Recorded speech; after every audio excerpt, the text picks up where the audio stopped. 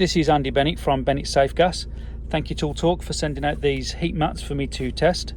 These are the Monument OMATs. We have the 6-inch, which is 150 squared, and the 12-inch, which is 300 squared. Very nice design. Double stitch threaded all the way around the edge. Hole in the middle. It's exactly the same on both.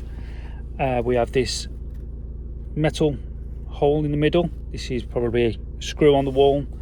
Hook it up over. Pipe work running this way.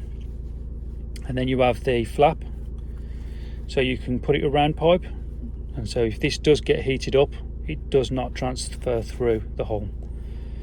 As you can see, I have used this one already. I was actually testing it, concentrating heat here in one place, and there's very little damage on the back.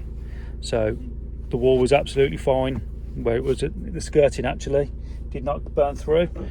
I'll just show you, if this was a pipe running through, you could hook it over, close it up like that.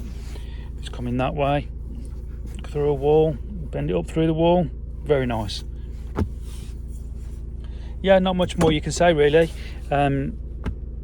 The only downside is probably the stitching around the edges. This is not fire resistant in any way. That's its only weak point.